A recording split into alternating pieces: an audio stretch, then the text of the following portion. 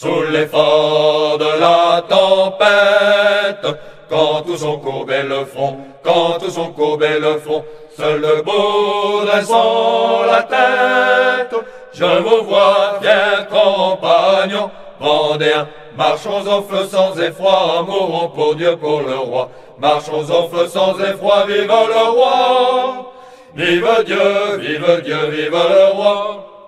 Chers amis, bonjour, ici le colonel Von Hagen. Alors aujourd'hui, j'ai un invité, c'est incroyable. Donc j'ai invité Alexandre du Cercle Richelieu à nous rejoindre pour nous parler. Chers amis, bonjour. Merci. Voilà. On ne te présente plus, Alexandre. Bah oui, c'est maintenant je suis une star de YouTube. Non, évidemment. Il convient de me présenter. Je suis un petit, très modeste professeur d'histoire géo qui essaye de faire son chemin sur la toile en parlant de royalisme. Ouais, c'était vraiment succinct. Et donc je vous engage bien évidemment à aller aller jeter des oreilles sur le Cercle Richelieu. Je laisserai le lien sous la vidéo. Et aujourd'hui, nous allons aborder un sujet que je voulais aborder. C'était donc quelle serait la place donc d'un professionnel. Alors, en l'occurrence, Alexandre est professeur d'histoire géo. Donc, quelle serait la place et la mission d'un professeur d'histoire géo dans une société royaliste? Alors, déjà, d'un point de vue général, quelle serait ta place et ta mission dans une société royaliste, Alexandre? C'est marrant que tu parles de ça, puisque du coup, j'ai fait il y a pas longtemps du tout, même là, je viens de me sortir aujourd'hui, une vidéo sur le projet éducatif, le projet instruction publique du Cercle Richelieu. Et quelle serait la place d'un professeur dans une société royaliste? J'ai envie de te dire qu'elle serait relativement plus importante qu'on ne le laisse aujourd'hui dans une société républicaine, mais d'un autre côté, qu'on perdrait certaines prérogatives. Pour moi, en tout cas, ma manière d'envisager mon emploi, ce serait déjà de perdre mon travail d'éducateur. C'est-à-dire que je ne serais plus un éducateur, ce ne serait plus mon travail, parce que pour moi, je ne conçois pas la royauté comme un système idéologique similaire à celui de la République qui essaye absolument dans ses écoles à un moment de créer des petits républicains, puis maintenant qui essaie de créer des petits débiles. La royauté, ce serait pas ça. Un professeur dans une société royaliste, c'est quelqu'un qui assumerait son travail, qui est d'instruire. Voilà, c'est le travail d'un professeur, c'est de professer, d'enseigner. Mais pas d'éduquer. Éduquer, c'est un autre travail, ça appartient à quelqu'un d'autre. Je pense que l'exercice de l'enseignement, comme toutes les activités professionnelles d'ailleurs qui, entre guillemets, produisent quelque chose, que ce soit matériel ou immatériel, serait rehaussé, parce que c'est quand même la base de notre nation. Je me vois bien aussi travailler dans une corporation de métiers, mais pas dans un syndicat, mais dans une corporation des métiers des professeurs du secondaire. Je trouve que ce serait pas mal, quoi. Voilà ma vision un petit peu large de ce que devrait être le rôle de professeur dans une société royaliste. Bon, d'accord, donc là on a vu un peu l'aspect élargi. D'ailleurs, c'est intéressant ce que tu as dit au début. Alors je l'ai pas lu, hein, mais c'est pas François Payon qui dit que la République, la Révolution ne s'est jamais arrêtée et le but de l'éducation dans la République, c'est de fabriquer des petits républicains. C'est ça qu'il a dit, il me semble. Oui, absolument. Oui, il l'a dit, mais après, François Payon, ce qu'il dit pas aussi, c'est que le but actuel de l'éducation dans la République, c'est de fabriquer un peu trop républicain. Il pourrait se demander quand même quelle forme de République, quelle forme la République, la 5e République est en train de prendre, tu vois. Et donc, pourrait essayer de se révolter contre ce schéma. Et bon, ouais, ce serait pas bon pour l'intelligence qui nous gouverne. Donc, totalement. C'est de trouver Vincent Payon, il aurait dû dire on essaie de former des petits abrutis, quoi, même si des fois je trouve qu'il y a un synonyme entre les deux. Ouais, c'est peut-être ce qu'il faut lire entre les lignes. c'est un aveu de sa part. Ah ben, ce serait pas le premier, hein. Vincent Payon, il fait partie de cette longue lignée de très très très très mauvais ministres globalement ou personnels ou hauts fonctionnaires de l'éducation nationale on se demande ce qu'ils font, quoi. Enfin, Ouais. je précise juste une chose. Aujourd'hui, je sors de la surveillance du bac. Il est probable que je vais me retrouver à corriger le bac. Histoire géo, hein, pas de philo, hein, Ouais. histoire géo. Et on va certainement nous expliquer qu'il faut faire preuve de bienveillance. Je traduis en langage normal, Mm. c'est-à-dire de leur filer le bac, quoi. Et Ouais, donc, c'est ça. voilà, c'est évidemment la pensée républicaine, quoi. Ouais. Et alors, selon toi, de ton point de vue donc de professionnel, à quel moment, à quel moment c'est parti dans le décor en fait? Quel serait selon toi alors hormis bon peut-être la période révolutionnaire, mais il y a certainement un moment donné où ça s'est dégradé réellement quoi, J'allais te dire, entre juin et juillet 1789, ça a commencé. bon, S'il faut, s'il faut sortir de la période révolutionnaire pour véritablement donner un avis sur le sujet, euh, alors, à quel moment ça s'est dégradé, vraiment? À quel moment on est sorti? Ben, ce serait facile de dire mai 68. ouais, Je pense qu'en fait, c'est antérieur à mai 68, parce que mai 68, ça arrive pas comme ça hmm, arrive pas complètement par hasard. non, C'est arrivé à partir du moment où on est véritablement rentré dans l'objet d'une république socialiste, en fait, qui n'avait de socialiste pas grand-chose en termes économiques, ouais, mais qui avait beaucoup de socialistes en termes sociétal. Et l'idée a très vite été de permettre à n'importe qui de faire des études générales, oui, ce qui n'avait évidemment aucun sens. Déjà, entre le baccalauréat de la fin du 19e, début du 20e, où le taux de réussite est à 5%, et le baccalauréat de 1950-1960, où le taux de réussite est plus élevé, dans mes souvenirs, entre 15 et 30%, ouais, déjà, rien que là, on sent bien que quelque chose s'est passé. Et après, une fois que tu atteins la barre des 15, 20, 30%, finalement, pourquoi ne pas continuer à 50, 60, 70%, 80% comme on est aujourd'hui, quoi. oui, oui, c'est ça. Ouais. C'est, Non, c'est- voilà. ouais. Donc, je dirais que ça commençait ça commençait à merder grossièrement après la Seconde Guerre mondiale. Ouais, Donc forcément. il donne en fait une impression d'excellence, mais de manière artificielle, si je comprends bien ton propos. Ah, mais il y a même plus d'impression d'excellence, hein. Ouais, voilà. Très honnêtement. C'est surtout d'ailleurs évitons l'excellence parce que l'excellence, ça sous-entendrait qu'on soit élitiste. Alors, Ouais, élitiste, c'est bon pour les des écoles privées ou dans l'institut franco-allemand en région parisienne, je sais plus dans quelle ville il est, mais qui est en fait celui qui a le taux de réussite le plus élevé, mais en plus le taux de virage d'élèves en seconde, première et terminale pour ne pas avoir à les présenter au bac le plus élevé. d'accord. Mais à part ça, dans les écoles publiques, c'est évidemment tout le contraire. C'est surtout n'essayons pas de toucher à quelque chose d'un petit peu qui serait de l'excellence, qui serait du domaine de l'excellence. Et ça, Ouais, c'est comme ça depuis extrêmement longtemps, parce qu'il faut absolument éviter de former des gens trop intelligents, ouais. encore une fois, ou trop cultivés. Et d'accord. Et enfin, ça me fait, comme on parle du 19e siècle, ça me fait toujours penser à. Moi, j'en ai toujours eu après Michelet. Est-ce que j'ai tort d'en avoir après Michelet? Quel est l'impact qu'il a eu, puisqu'on parle d'histoire géo? Euh, c'est quoi ta Alors, vision là-dessus? tu parles de l'histoire de France de Michelet, Oui, ouais, l'encyclopédie de l'histoire de France qui est en X volumes de Michelet, qui en fait a analysé les choses. On s'en rend pas bien compte parce que quand on dit Michelet, on dit oh le grand homme qui a écrit l'histoire de France. Alors déjà c'est pas le premier qui a écrit l'histoire de France, non, merci, c'est pas le dernier non plus. voilà, L'histoire de France elle est toujours en mouvement, mais c'est le premier qui a légitimé la vision de l'aboutissement républicain de l'histoire de France. c'est ça. C'est-à-dire c'est ça y est, on a atteint ce degré de responsabilité, ce degré d'intelligence, ce degré qui nous permet de créer une république et de nous affranchir de la monarchie et finalement de juger les événements historiques selon une vision extrêmement idéologique. Ouais. Ce que ne s'était pas permis de faire l'immense majorité des historiens pendant toute l'époque de la monarchie. Mm. Ouais.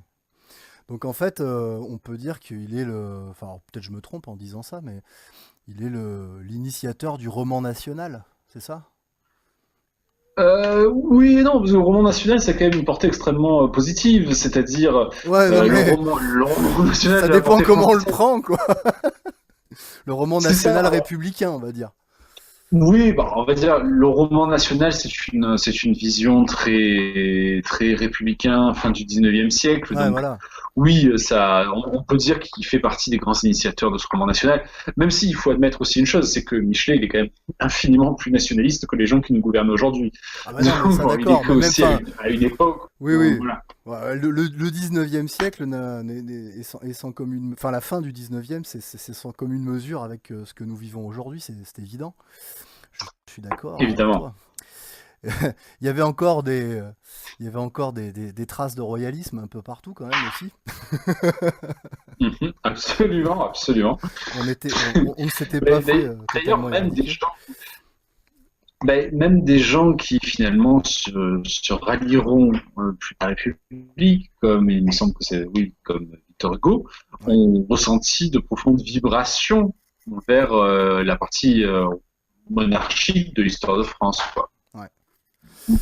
Oui, il y avait encore peut-être cette aura monarchique de, de grandeur de la France. On regardait peut-être encore avec bienveillance, pour certains, la Mm. période royaliste, non? Je sais pas, est-ce que je me... Oh bah oui, enfin, ça dépend encore une fois de qui Oui, et de quand, surtout. Ben, on va dire qu'il y a une rupture quand même au moment où le Second Empire s'effondre et au moment où on va rentrer oui, petit à petit dans la Troisième République. ouais, c'est ça. La Troisième République, elle est vraiment une république combattante, c'est-à-dire celle qui va initier les grands programmes idéologiques Mm, visant à former de bons petits républicains. ouais, La ça et la Cinquième République, ben, elle va former des abrutis. ouais, Elle va pousser le logiciel républicain à son apogée à son en formant des maximum. abrutis consommateurs. Ouais, Voilà, c'est ça. d'accord. Et effectivement, c'est à ce moment-là que les problèmes commencent. C'est à ce moment-là, d'ailleurs, que l'étude de l'histoire rentre en déclin, en fait. C'est au moment où la Troisième République s'effondre, où la Quatrième République va entre deux. Voilà, il y a le régime de Vichy. La Mm, Quatrième République ne va pas tarder à prendre le le créneau. relais, ouais. Et déjà, la vocation de l'histoire géo au sein de l'éducation nationale est en danger. Parce que d'ailleurs, ça date d'il y a longtemps. Hein. Moi, je me souviens, j'étais pas né. Euh, Alain Decaux qui avait créé une association pour la survivance de l'enseignement de l'histoire géo dans les programmes de l'éducation nationale. Parce qu'il sentait que l'histoire géo était en danger dans les programmes de l'éducation nationale. D'accord. Pourtant, Alain Decaux, je le répète, n'est pas royaliste. Non, non, Hein. non, bah pas du Il tout. était, Pas du tout.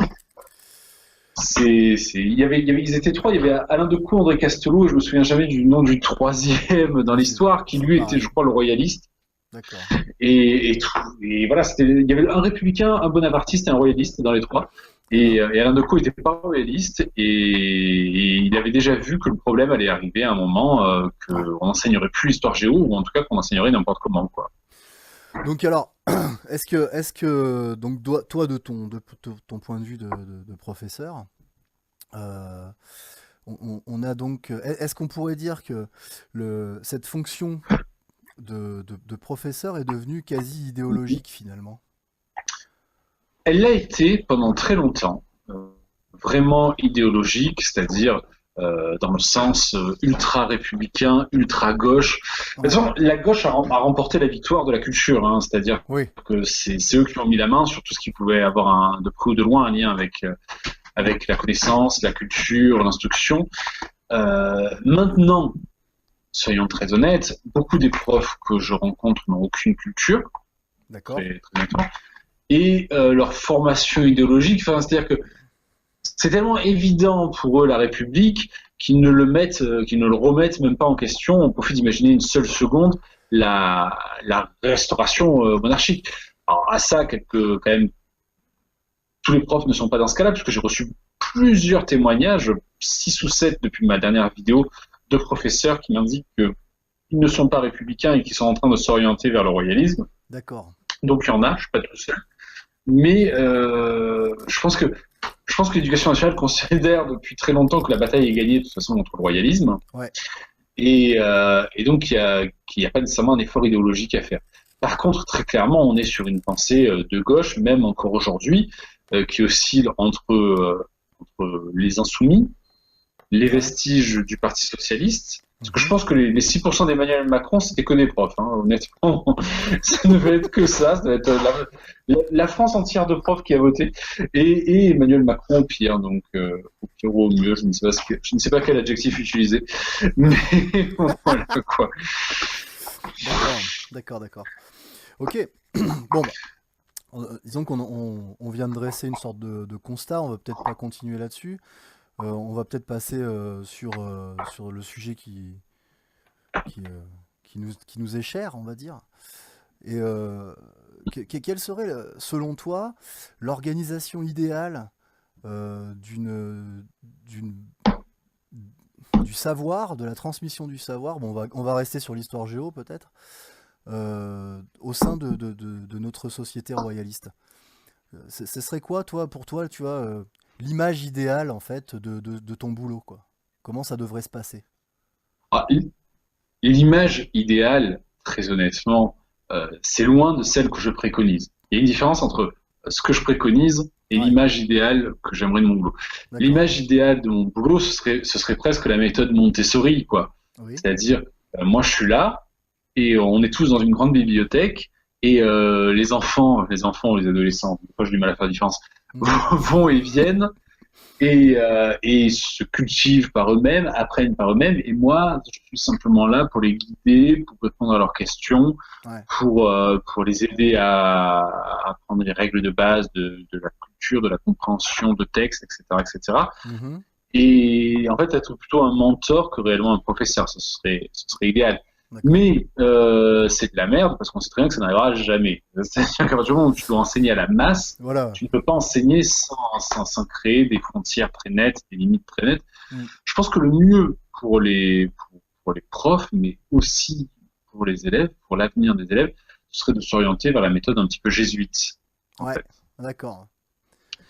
C'est-à-dire que vraiment, sur ça, genre, on a plein de témoignages de ce qu'ont été les méthodes jésuites d'enseignement, Ouais. et à chaque fois, on se rend compte que ça a plutôt marché, quoi. Honnêtement, ça a eu des bons résultats, c'est-à-dire que ça a formé des élèves qui étaient instruits, qui étaient intelligents, qui avaient des capacités, qui ont réussi dans la haute fonction publique, qui ont réussi dans les fonctions privées, parce que on leur a donné l'habitude, on aura même plus que ça, on leur a appris qu'à travailler, c'est-à-dire qu'on en a fait des bêtes de travail, quoi. On en a fait aussi des bouffeurs de livres, quoi. Mm. Et ça a demandé également une énorme discipline qui était imposée par les frères jésuites. Ouais. Je pense qu'à terme, on devrait s'orienter vers ça. C'est pas d'ailleurs pour être méchant avec les élèves ou un truc comme ça. Hein. Je suis pas sûr que beaucoup de prêtres jésuites ou de moines jésuites devaient estimer que c'était cool d'être un connard, quoi. C'est juste qu'à un moment, ça, je le mets en lien avec un autre livre que j'ai lu d'Ernest von Salomon qui s'appelle Les Cadets. Ouais, ouais. Ernest von Salomon est donc un auteur extraordinaire, je trouve, allemand. Mhm. Et il raconte son enfance dans l'Institut des cadets de Karlsruhe, je crois, en Allemagne, donc, qui est censé un petit peu être le lycée militaire, on va dire, des Allemands. Et en fait, à un moment, il raconte l'histoire d'un de ses lieutenants ou un capitaine, je sais plus, Ouais. qui lui ont fait baver, mais vraiment, vraiment énormément, quoi. Et un jour, en fait, il le prend comme ça et lui dit, vous voyez qu'une chose, c'est que je vous en fais baver. Et vous comprenez pas qu'en fait, si je fais ça, c'est parce que je vous aime tous et que je reviens du front, c'est la Première Guerre mondiale à l'époque, Ouais, ouais, je tout à fait. reviens des tranchées et que je veux vous préparer le mieux possible pour que le maximum d'entre vous survivent. Mm. Ben c'est le même état d'esprit, globalement, qu'on devrait avoir quand on est prof, avec ses élèves. C'est la sueur épargne le sang. C'est ça. C'est exactement ça. La sueur épargne le sang. D'accord. Ouais, Ernst von Salomon, mais c'est une des figures de la révolution conservatrice, il me semble. Non? C'est une des très grandes figures de la révolution conservatrice, Ouais. proche du nazisme, mais pas vraiment nazi, Non, non, euh, non, non, euh, oui. Bon, enfin, qui a écrit trois livres magnifiques, Les Cadets, Les Réprouvés et Le Questionnaire. ouais, Le ouais. questionnaire qui qui était un livre sur le questionnaire qu'il fallait remplir quand on était un Allemand après la Seconde Guerre mondiale D'accord. pour connaître l'implication de chaque Allemand dans le régime nazi. Alors bon, c'est un petit peu comme ces questionnaires qu'on vous demande de remplir quand vous arrivez aux États-Unis à l'aéroport, que vous avez 17 ans et qu'on vous demande si vous avez eu des activités nazies pendant la Deuxième Guerre mondiale, vous voyez. Et que vous, pour déconner, vous êtes très tenté de mettre oui juste pour déconner, mais vous savez que sinon il y a une grosse dame qui va vous foutre son doigt dans C'est ça. dans la partie de votre anatomie que vous ne voulez pas nécessairement qu'une grosse dame mette quelque chose. Et voilà, tout simplement parce que d'ailleurs je n'ai jamais bien compris le rapport entre ce genre de choses et le fait d'avoir été un nazi pendant la Seconde Guerre mondiale. Oh, il y a peut-être une histoire de planquer des choses. Bon, bref. Oui, les lingots d'or d'Hitler, n'est-ce pas, pendant 70 ans. Bon, ok. On va digresser. Je sens qu'on va digresser. D'accord. Donc oui. Donc en fait, Alors, pas sur ce sujet. Je m'excuse, mais je me refuse à aller sur ce sujet de savoir qui a planqué quoi pendant la Deuxième Guerre mondiale. ça ressemble beaucoup à nos discussions à bâton rompu. Mais bon. Alors en fait, d'accord. Donc finalement, si je résume un peu ce qu'on vient de dire, la préconisation, c'est une certaine discipline dans l'apprentissage. Hein, pas Oui, mais pas un qui est dirigisme, nécessaire pour tous les apprentissages. oui, un guide, quoi. Quelque chose, des garde-fous, quoi. C'est ça, mais c'est nécessaire de toute façon à chaque fois d'être discipliné. On n'apprend pas quelque chose en étant. J'embrasse ma femme pour lui dire bonne nuit. Bonne nuit. On n'apprend pas quelque chose en étant en étant un petit peu fou, n'acceptant pas la discipline. C'est une fois qu'on a accepté une discipline sévère, intellectuelle et physique, qu'on peut réellement se libérer des, des contingences de ce monde. Parce que moi, j'adore les mecs qui me sortent non, mais moi, je vais vivre en ermite avec 3 chèvres dans le Périgord ou un truc comme ça. Très belle région. Très beau coin, le Périgord, il n'y a pas de souci là-dessus. Mais simplement, d'accord. Alors, tu vis avec tes chèvres et je vois quand même que tu as du mal à te satisfaire de manquer de cigarettes. Donc, tu vas aller acheter du tabac tous les jours, j'imagine. Et puis, bon, tu as l'air d'être bien porté sur la bouteille. Donc, je sens que les chèvres, le soir. Mais en tout cas, il va falloir que tu ailles acheter du Jack Daniels ou des trucs comme ça. Ouais. Et voilà, la discipline, c'est à un moment être aussi capable de s'obliger soi-même. C'est-à-dire arrêter de fumer, arrêter de boire. Je précise que je fume et je bois, donc la discipline a été un échec avec moi sur ce sujet. Non, mais il y en a d'autres où j'ai mieux réussi. On n'est pas dans le cadre d'un apprentissage, donc du coup, bon, ça va, c'est pas très grave.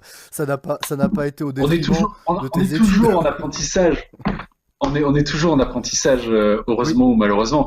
Mais voilà, enfin, c'est pas que ça, évidemment, c'était un exemple, mais à un moment, il faut être capable de se discipliner. C'est pas un gros mot d'être discipliné. Ce que les anarchistes souvent ne comprennent pas, alors que souvent ils font preuve d'ailleurs dans leurs activités politiques de beaucoup de discipline, chose que j'approuve généralement. Mais ce que les anarchistes ne comprennent pas, et aussi tous les nihilistes, tous ces penseurs un peu philosophie de gauche, etc., ne comprennent pas, c'est que c'est via une discipline sévère, qu'on s'inflige à soi-même, qu'on arrive à un moment à se libérer des contingences de ce monde. Et c'est là qu'on devient réellement libre. C'est bien dit. C'est bien dit. Non, mais bon, que rajouter. Alors, est-ce que on est à une époque de médias. On est à une époque de médias, d'ailleurs, on est en train de le prouver là tout de suite. L'impression que j'ai moi, je sais pas si c'est pareil pour toi, mais beaucoup de personnes apprennent des choses via l'écran et via l'écoute, hein, via l'audiovisuel. On a un peu l'impression que les gens lisent de moins en moins. D'ailleurs, il y a une espèce de floraison d'audiobook. C'est complètement bon. Chose que je trouve insupportable, évidemment pour les gens qui sont aveugles, mais ça c'est autre chose évidemment. Il y a peu, j'ai changé de téléphone et mon opérateur me propose un abonnement à des audiobooks. Alors je me suis empressé de leur dire d'aller se faire. Je préfère lire quand même. Et donc, qu'est-ce qu'on fait ? On jette l'audiovisuel, on fait un mix entre l'audiovisuel et la lecture. Euh, Quelle serait ta vision en fait de l'aspect matériel, quoi, de l'aspect technique de l'apprentissage? Alors, quelle serait ma vision de l'aspect technique de l'apprentissage? Très honnêtement, moi, je ne crois pas à l'apprentissage via le numérique. C'est-à-dire que ça rentre dans cette grande partie de ce que l'éducation nationale essaye de vendre, c'est-à-dire l'apprentissage plus facile. Mais à un moment, tu peux pas faciliter les choses outre mesure. Tu peux pas. À un moment, l'apprentissage doit être difficile aussi. Hmm. Et, euh, et, et j'ai envie de te dire, il doit être aussi naturel, il doit être instinctif. C'est-à-dire que à un moment, tu pourras jamais euh, former intellectuellement un type complètement, en tout cas de manière complète, qui ne le veut pas. Oui, C'est-à-dire ça que c'est clair. tu peux pas aller malgré lui. Ouais. Tu vois, c'est un truc aussi que l'éducation nationale est incapable de comprendre, mais vraiment, alors là, c'est un truc que j'ai jamais compris d'ailleurs dans l'éducation nationale. Pourquoi à ce point déresponsabiliser nos élèves? Alors quand ils ont 8 ans et demi et qu'ils sont à l'école primaire, je veux bien, mais quand ils ont 16, 17, 18 ans qu'ils sont au lycée, moi je comprends pas. Hmm. J'avoue très honnêtement que je comprends pas. Ouais, bon, C'est un truc que j'ai. parce qu'ils veulent pas transmettre un savoir, quoi. Oui, voilà, c'est ça.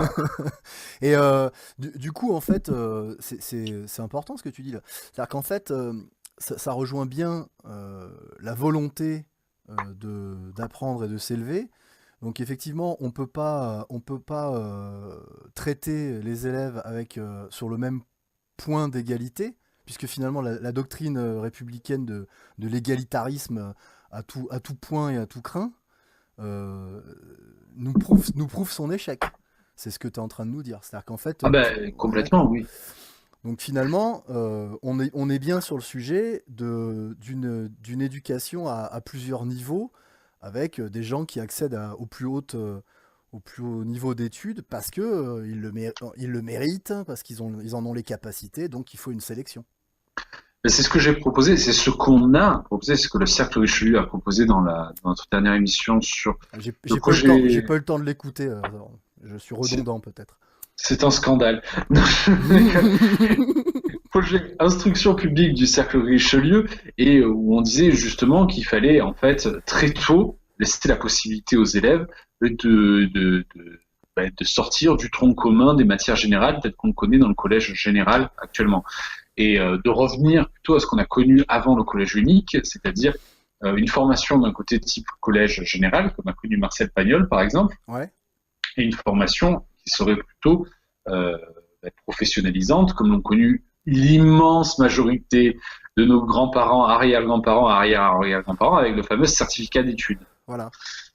Et qui était quand même, je tiens à le préciser, le certificat d'études était peut-être au niveau supérieur du baccalauréat actuel. Hein. Mais c'est clair, Mais c'est clair. quand on dit diminuer le niveau, voilà. Mais c'est évidemment, il y a une inégalité. Et vraiment, tu ne peux pas enseigner à quelqu'un qui ne veut pas recevoir. Tu ne peux pas donner à quelqu'un qui ne veut pas recevoir. C'est pas, voilà. Et surtout quand tu as 35 élèves en face de toi. Je veux dire, moi, je me refuse à faire ça. Je me refuse à faire cette logique de l'éducation nationale. C'est-à-dire d'être là avec un élève constamment derrière lui et de lui dire non mais t'inquiète pas, si tu n'y arrives pas, c'est pas ta faute. Mm. Si, évidemment que c'est sa faute, mais c'est pas grave. Ça peut être sa faute, mais on peut ne pas le fouetter pour ça. Hein, je veux dire, moi j'ai fait de la merde aussi dans ma vie, on m'a pas mis en prison pour ça. Non, mais c'est Donc clair. simplement lui dire voilà, tu n'y arrives pas. Bon, écoute, peut-être que c'est parce que jusqu'à 15 ans t'as jamais lu un livre de ta vie. Ça joue probablement un petit peu sur le fait que t'es pas capable d'avoir un niveau intellectuel suffisant pour comprendre les trucs qu'on essaie de t'expliquer. Mais c'est pas grave. Voilà, on va t'envoyer dans une formation où tu feras plus de pro que de général, mais par contre, on va s'assurer que tu aies tous les voyants ouverts pour les matières générales. Tu vas atteindre un niveau minimum en français, un niveau minimum en histoire géo, un niveau minimum en maths, Ouais. etc., etc. Et on sait que quand on aura fait tout ça, bah, tu pourras ne pas être un délit profond. Moi, mon grand-père, il a eu son certificat d'études. Il a eu que ça. D'ailleurs, il m'a toujours dit que c'était un miracle parce qu'il était le plus mauvais élève de sa classe. Et donc, il ne pense absolument pas l'avoir. C'était un des hommes les plus instruits, les plus cultivés que j'ai eu l'occasion de rencontrer dans ma vie avec une bibliothèque qui était très grande et de très bonne qualité. Oui, Donc voilà, ça l'a pas empêché de réussir sa vie de ne pas avoir eu son bac. Non, mais c'est clair, je l'ai pas et j'estime pas avoir raté ma vie. Euh, Est-ce que tu as une Rolex? Dis-moi. Ah ben non, malheureusement, j'ai pas la Rolex, mais bon. J'ai, Alors j'ai- j'ai pas de Rolex, j'ai une Atlas, et je crois que ça vaut pas la Rolex, honnêtement. pour l'anecdote, j'ai jamais pu avoir une montre, elle se brisait toute à mon poignet, j'ai longtemps porté des montres à gousset en fait, donc je suis réellement un passéiste. Et d'accord. Donc on va peut-être on va peut-être conclure. Je pense on a fait un bon point de vue en fait de ton message en tant que professionnel et par rapport à comment on pourrait se positionner dans une société royaliste. Euh, Quelle serait, alors peut-être une dernière question qui me vient d'un coup là, parce que alors, pour que vous sachiez, on n'a rien préparé, hein. Mm. J'ai pas de questions, on s'est dit d'un coup, tiens, allez hop, on enregistre, alors, et on s'est mis à enregistrer. Quelle serait la part du roi? Quel serait le rôle du roi vis-à-vis de l'éducation de ces sujets? Est-ce qu'il a un rôle? Et quel serait son rôle s'il a un rôle? Bah, vis-à-vis de l'éducation de ces sujets, et non pas de l'instruction de ces sujets, du coup, Oui, il aurait un rôle pardon. particulièrement important, puisque le père, enfin, puisque le roi est le père de son peuple. Donc, de la même manière qu'un père éduque ses enfants, un roi devra participer à l'éducation de ces sujets. Et quelle forme ça prendra? Eh bien, peut-être déjà la plus belle forme d'éducation qu'on puisse donner à un enfant, c'est-à-dire l'exemple, Hmm, l'exemplarité. ouais, tout à fait. Moi, je veux dire, j'ai jamais vu mon père pleurer de sa vie. Ok. Et un roi, franchement, si j'ai un roi moi, si, en ayant un président de la République comme celui qu'on a maintenant et comme ceux qu'on a eu précédemment, Ouais. très honnêtement, je peux pas dire qu'ils ont participé à ma conception, à bâtir ma conception de ce que doit être un être humain, de ce que doit être un homme, etc., quoi. Au bon père de famille, il devra montrer l'exemple. Il Ouais, devra ouais. montrer l'exemple et tant de rois ont réussi à bien montrer cet exemple quand même. Hmm. Déjà, ce serait beau d'essayer de refaire comme eux. Bon, ça, on est bien d'accord. Je pense qu'il y a pas de, il y a pas d'équivoque. D'accord. Et donc, les. Putain, ouais, j'ai encore plein de questions, c'est terrible. Alors, si tu as encore plein de questions, laisse-moi aller chercher un petit cigarios. Vas-y. Vas-y, je mets en pause. J'arrive. Vas-y, Voilà. vas-y. Après cette courte pause, alors, j'avais juste une dernière question pour toi. Euh, on parle des programmes scolaires. On est tout le temps en train de parler des programmes scolaires. Euh, bon, je les connais, j'en connais certains parce que j'ai des enfants, donc forcément, je vois à peu près ce qu'on leur raconte, ce qui est absolument. Je cite toujours en exemple la première fois que j'ai vu ma fille venir avec un document scolaire sur l'histoire qui disait que les Celtes avaient envahi la Gaule. Bon, je suis tombé de ma chaise. C'était c'était rocambolesque. Mais Oui, c'est pour légitimer tout ça, l'invasion permanente, la bon, justification de l'invasion permanente et du fait qu'une terre n'appartient jamais à un peuple. n'est-ce pas? Donc, est-ce qu'il doit y avoir des programmes scolaires selon toi? Bon, les programmes scolaires actuels, on sait très bien qu'ils desservent totalement la cause, on va dire. Mais est-ce que dans une société royaliste, on devrait établir des programmes scolaires ou est-ce qu'on devrait, par exemple, enseigner selon la linéarité de l'histoire, la frise chronologique? Ah, l'un n'empêche pas l'autre. On peut enseigner sur la prise chronologique de l'histoire, et qui est une très bonne chose. Je tiens à dire que ça a été vilipendé pendant des années et des années Ouais, tout à fait. d'analyser quelque chose en matière historique de manière chronologique. Et c'est une catastrophe. C'est-à-dire que nos élèves n'ont plus de frise chronologique dans leur tête. Donc ils C'est ne fou, hein? savent pas, Ouais, pour eux, une période du passé vaut une autre période du passé, en fait. absolument. C'est-à-dire que ce sont deux périodes complètement différentes et dont l'une ne vient absolument pas de l'autre, en fait. Ils Ouais. n'arrivent pas à les mettre en lien, tout simplement. Il n'y a Et pas c'est capital d'articulation. d'avoir, c'est ça, c'est capital d'avoir une frise chronologique dans leur tête. Par exemple, si tu leur parles de l'Empire romain et qu'après tu leur parles de Clovis, ils comprendront pas. Ah non, non, C'est clairement. deux périodes complètement différentes pour eux, alors que je veux dire, les deux sont liés, la chute de l'Empire romain, l'arrivée des Francs, Hmm. Clovis qui doit combattre le comte Paul, qui doit combattre aussi Agrius, qui doit combattre aussi les peuplades qui peuplent la Gaule à ce moment-là. Ouais. Voilà, Et puis tu peux pas les enlever. avant ça, on a Childéric, le sac de Rome. Mhm. Enfin, il y a tout un tas de choses qui. Moi, c'est vrai qu'on, j'ai eu de la chance parce que j'ai, je sais pas comment j'ai fait pour passer au travers, mais j'ai tout le temps eu des frises chronologiques en face des yeux. Et je sais que mon apprentissage d'enfant et l'appréhension de l'histoire, la frise chronologique, c'était vraiment la base. Ça me permettait justement, comme tu le dis si bien, de replacer chaque événement en perspective avec l'autre, de savoir un peu comment ça Mhm. s'enchaînait. Et d'ailleurs, en fait, on dit une frise, mais en réalité, c'est pas une. C'est tout un tas de frises qui s'empilent les unes sur les autres en fonction de la géographie, où on peut avoir des frises chronologiques historico-politiques aussi, enfin des frises de bataille. c'est tout Oui, lier les régimes les uns avec les autres, par exemple, ce serait une bonne chose qu'on apprenne enfin aux enfants ce fameux 19e siècle qui a vu la France se doter de tant de régimes différents Ah bah ouais, et finalement au plus mauvais d'entre eux d'ailleurs à la fin. Mais bon. ah, c'est un sacré cirque le 19e siècle, on est d'accord. D'accord, donc les programmes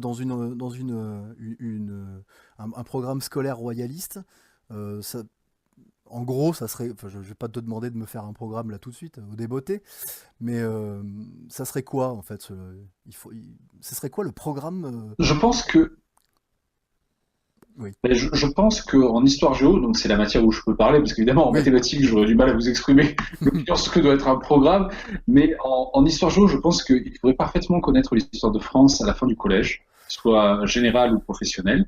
ouais, Mais vraiment bien connaître l'histoire de France. Mais je vous demande pas d'apprendre évidemment une centaine de dates, bien que c'est pas si extraordinaire que ça d'apprendre une centaine de dates. mm, Mais on peut dire ok, là c'était tel règne, là c'était tel règne, là c'était la monarchie, après ça a été la Révolution, la République, l'Empire, mm, etc., etc. Et ça, il faudrait que ce soit maîtrisé à la fin du collège, pour justement qu'au lycée on puisse passer à des choses plus intéressantes et mettre l'histoire en lien avec l'histoire internationale en fait qui ouais, est extrêmement intéressante. Moi, je ne renie pas du tout. Moi, je suis extrêmement fier de l'histoire de mon pays. Hein, ça, je n'ai aucun souci là-dessus. Mais l'histoire internationale est aussi effectivement très intéressante. Mais on doit maîtriser l'histoire internationale uniquement à partir du moment où on a maîtrisé l'histoire de son propre pays mm, et où on a une frise chronologique dans la tête, où ouais, on peut justement se dire, bon, telle période, la formation des royaumes de Chine, ok, bon, qu'est-ce qui se passe au même moment dans ma zone géographique, mm, etc. Et qu'on puisse comme ça ne pas être perdu et mettre tout ça en lien les uns avec les autres. Et ouais. ça demande en fait d'attendre d'arriver au lycée pour ça et de véritablement traiter de l'histoire, mais de la vraie histoire, on va dire, pas d'histoire un petit peu fantasmée par certains sur ce qu'ont été les royaumes d'Afrique qui ont été très importants, mais c'était pas le Wakanda, quoi.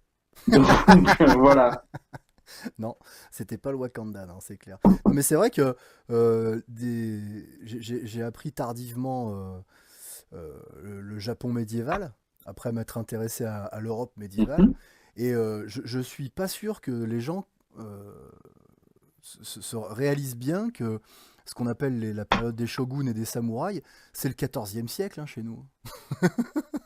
Oui, C'est- absolument. Et d'ailleurs, je vais te dire un truc. Moi, je me suis pris de passion à un moment pour le passage du Japon de l'ère Edo à l'ère Meiji, en ah ouais, fait. carrément. De ce moment, en fait, où le Japon bascule vraiment Ouais. dans l'entrée dans les grandes puissances et dans la Mm. fin de cette sorte de spiritualité qui était liée à la vie de samouraï. Et ça, c'est extrêmement intéressant. Par exemple, est-ce que les gens imaginent aussi que au Japon, l'empire était dominé par l'empereur?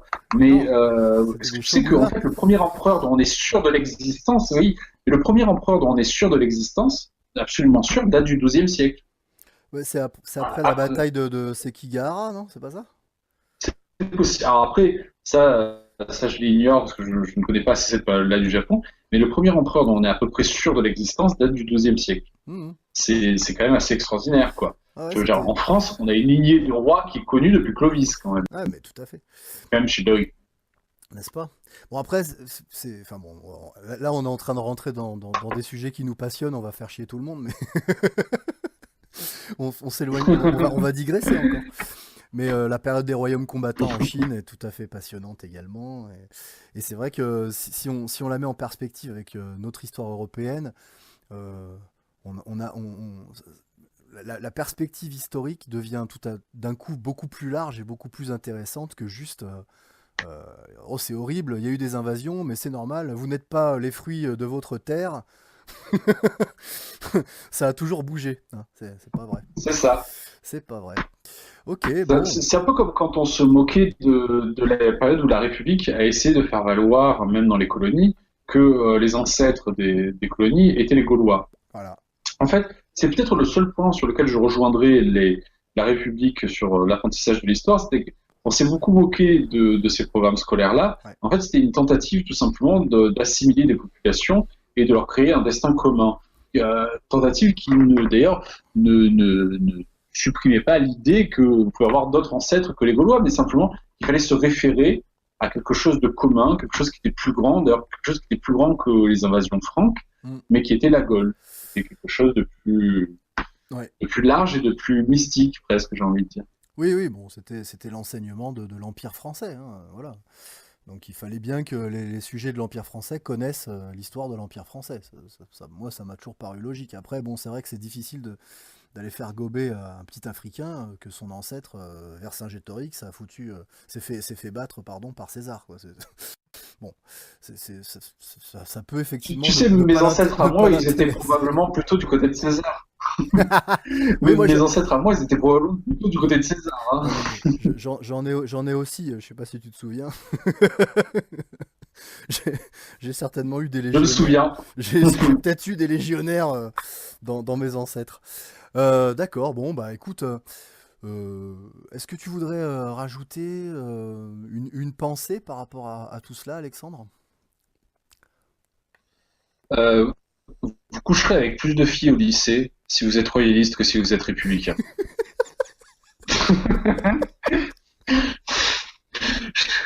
Voilà, c'était pour inspirer un petit peu les jeunes. Hein. Alors oui, d'accord.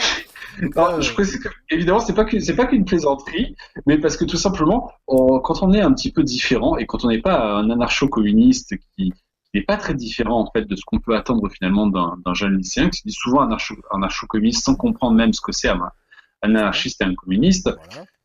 Royaliste, c'est plus rare, c'est plus classe, c'est plus élégant, c'est mieux.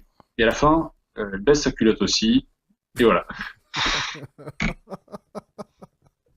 Oui, alors on peut aussi dire que finalement être royaliste c'est avoir un peu plus de culture historique et que quelque part ça va intéresser un peu plus les gens, les jeunes filles peut-être, Absolument. hein. Le côté mystérieux. Par contre, il ne faut pas s'attendre à une quelconque reconnaissance. Voilà, mais il ne faut pas s'attendre à une quelconque reconnaissance venant des adultes, parce que le monde des adultes est vraiment le monde le plus pitoyable qui soit en termes intellectuels, c'est-à-dire qu'on est engoncé dans des a priori. Moi, je veux dire, j'ai certainement plus de culture politique que tous les gens que je connais, hormis quelques exceptions, le colonel, mais et j'ai certainement plus de connaissances politiques que tous les membres de ma famille et de ma belle famille, et pourtant ça les fait toujours marrer quand je dis que je suis royaliste. Ils ne prennent pas au sérieux, ils croient que c'est un espèce de truc un petit peu éternel adolescent. Alors je n'ai jamais compris pourquoi. Je veux dire, je peux leur expliquer point par point comment fonctionne la Ve République, même sans rentrer dans des idées complotistes, hein, véritablement au niveau institutionnel, et eux en sont incapables, quoi. Ouais, ils se laissent un peu. Alors peut-être qu'on a une conscience historique un peu plus développée que les autres, puisque on est les héritiers de 1300 ans de monarchie, et du coup on est un peu plus sensible que eux, qui finalement n'ont pas de passé. Oui, probablement. C'est l'absence de connaissances historiques, l'absence de passé fait qu'on ne peut pas avoir de futur, puisqu'on ne peut pas concevoir ce qui a été fait pour essayer d'imaginer ce qui a raté et ce qui a réussi. Et la monarchie française, elle a quand même réussi pendant 1300 ans. N'est-ce Et pas? la République, elle n'a pas été foutue de réussir pendant 200 ans, parce qu'il y en a 5 déjà. Donc finalement, l'enseignement de l'histoire et de la géographie dans une société royaliste donne du futur, donnerait en fait du futur à nos enfants.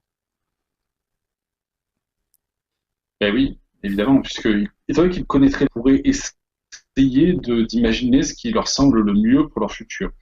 Et c'est pas parce que je suis royaliste, mais honnêtement, quand on fait une réflexion un peu profonde sur tout ça et sur la science politique en règle générale, souvent on en vient là. Et souvent j'entends des gens qui me disent, moi je suis pas pour le roi, mais je suis pour une dictature avec un despote éclairé. Moi ça me fait toujours rire parce que je me dis, ok, pourquoi? Si c'est juste le fait que les gens votent pas, moi je suis d'accord. Hein, ça rentre dans mes trucs, ça rentre dans mon corpus idéologique de royaliste. Mais c'est juste pour, genre, je veux pas avoir un roi, mais je veux bien un despote éclairé. Jamais pigé ce truc. Ah, c'est Je me fou. dis toujours, pourquoi despote? En plus, il y en a beaucoup comme ça. Hein. Il y en a beaucoup qui disent, moi, je voudrais un despote éclairé. Ah ouais, c'est Ah, vrai. et fantastique. Tu veux Catherine de Russie, quoi. Mais enfin, c'était un monarque, Catherine de Russie. Hein. Et puis, c'était pas une gentille. Hein. Donc, Je, je, je, je, elle était je, bien rude comme il fallait. je sais pas si ils savent vraiment ce que c'est un despote éclairé. Alors, ça serait quoi, Solon d'Athènes, tu vois? Oui. Euh, bon, voilà, Solon d'Athènes, c'est pas ma référence personnellement. Et ce qui est marrant, c'est que finalement, moi aussi, je l'ai souvent entendu ce que tu viens de dire, et ils ne se rendent pas compte que sous une monarchie, ils auraient certainement beaucoup plus de liberté que dans une république. Alors, Bah, évidemment. ils appellent de leur vœu une sorte de dictature où finalement ils seraient complètement déresponsabilisés. Bon, bah, ça, ça, ça, ça laisse paraître dans quel état mental ils se trouvent. Un peu déplorable à mon sens. Bah oui, évidemment. Mais bon, c'est le fait, c'est la méconnaissance. En fait, ça vient de la méconnaissance, de leur méconnaissance de ce qu'a été l'histoire de France. Parce que Voilà. demander un despote éclairé plutôt que demander un roi, il n'y a pas vraiment d'intérêt, quoi. Ah là, Surtout que le despote éclairé, il va vieillir à un moment, il va devenir aigri, parce qu'il va sentir que le pouvoir va commencer à lui échapper. voilà, voilà. Mais le roi, il n'a pas ce type de problème, puisque son fils va prendre la suite, Tout à fait. Bon, et il sait que sa dynastie va continuer. donc le despote éclairé, pour pouvoir exister au-delà de sa descendance qu'il n'aura pas, il va se faire construire des mausolées, des statues immenses, il va saigner le pays à blanc et ce sera juste terminé, merci. C'est stupide.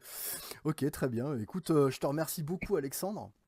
On va peut-être Mhm. s'arrêter parce que là on est à 47 minutes, c'est incroyable. On a fait un fleuve. On pourrait continuer très longtemps comme ça, on est d'accord? On pourrait continuer jusqu'à demain matin, hein, mais ma fille va me réveiller à un moment et ça va me gonfler.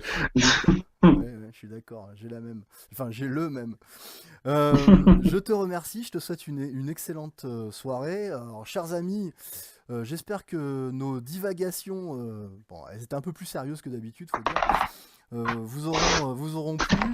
N'hésite C'est parce que Dago était pas là, il a pas sorti ses blagues qui sont d'habitude. au prochain cercle, on va avoir la rubrique des blagues de Dago. Ah ouais, ouais. Au prochain conseil de régence, je lui ai dit de nous sortir toutes les actualités un peu horribles qui arrivent en ce moment, parce que c'est un peu sa spécialité de nous sortir toujours le truc le plus dingue qui arrive, et il en a pas mal à sortir, ça je le sais. Donc, je vous souhaite une excellente journée à tous.